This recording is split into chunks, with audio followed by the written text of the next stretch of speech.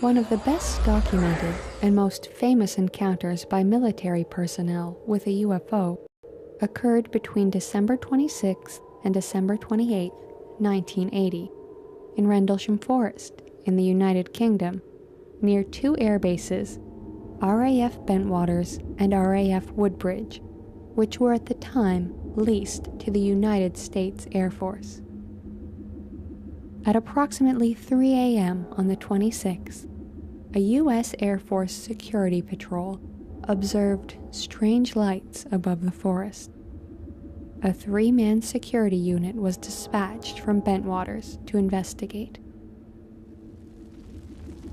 All three men closed in on an object that resembled an aircraft on fire.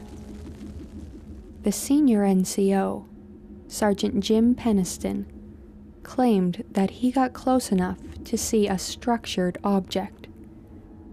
There was then a silent explosion of light, and the object disappeared in a blur towards the coast. The following evening, strange lights were again seen in the forest. The deputy base commander, Lieutenant Colonel Charles Halt, took a squad out to investigate. What he saw that night continues to defy explanation. It appeared to be like an eye. That's the best way I can describe it. Had a dark center and appeared to be dripping something molten, as though it were something pouring from like steel from a crucible. The object came even closer. It moved through the trees, going horizontal, up and down a little bit as it went. We were really in awe at this time. So we tried to get closer. We moved toward the object itself. The object receded out into the field. We watched it there in the field for a few minutes, and then it very silently exploded and broke into, I believe it was 5 white spheres, small spheres, and they just disappeared. While we're standing there in awe, one of the party members looks up and says, "Look in the sky." And we looked up, and there to the north were several objects, 3 objects that were elliptical, and they had multi-colors. They were moving at high speed, at sharp angular movements, as though they were doing a grid search or something. I really can't say what for sure, but they were moving about quite rapidly. We noticed to the south there were several objects there. One particular one approached us at very, very high speed, probably 3,000 to 4,000 feet high, maybe a little more, stopped almost directly overhead and sent a beam down to our feet. The interesting thing about the beam was the beam didn't radiate out. It was a steady beam, about 10, 12 inches in diameter. Not like a flashlight beam that spreads out as it goes. So it obviously wasn't a normal light beam, something more like a laser. And we stood there in awe, quite concerned. Well, was it signaling us, warning us, trying to injure us? We really weren't sure what it was trying to do, but we were really concerned at that point. And just as suddenly as it appeared, it disappeared. Rendlesham is Britain's best-known UFO incident. Arguably, it's one of the world's most important UFO cases. What makes it so important is that everything that makes a UFO case good happened here all at once. Firstly, you had an incident which happened over a series of different nights, so it's not just a one-off. Secondly, the witnesses, most of them were military, so you've got trained observers.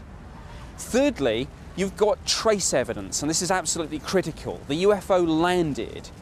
Markings were found in the forest floor, where this thing had come down on a tripod-like device.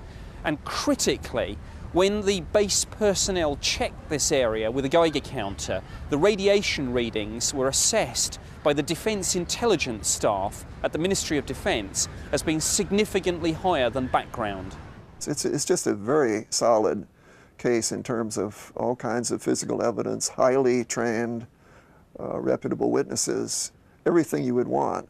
Except once again, it's been muddied up. And once again, somebody in the government is lying about it and distorting the picture and hiding the truth. In the quarter century since the Rendlesham case occurred, Charles Halt, who retired from the U.S. Air Force as a colonel, has come to the same conclusion, that there is much more to this case than meets the eye.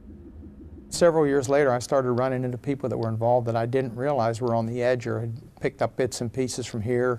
For instance, one of the radar operators in the tower at Eastern Radar, who had air defense responsibility for that sector, told me that they actually picked up objects on the screen that night and had them on tape, but somebody took the tape. Then a couple of the young troops came forward and said, you know, after the incident, that the 3 people that were involved that went out and approached the craft were taken into a room and pumped full of drugs and given hypnotized and debriefed, so to speak. And then I found out a mysterious C-141 landed soon thereafter with an unusual crew and all sorts of things. The aftermath is quite interesting. It's very obvious there was a great deal more interest than was ever publicly or openly admitted to anybody, including the senior officers on the base. To this day, no one knows for sure what happened in Rendlesham Forest between December 26th and December 28th, 1980. But one thing seems certain. Whatever these Air Force personnel saw on those nights was something more mysterious and perhaps otherworldly than the government would like us, and even them, to believe.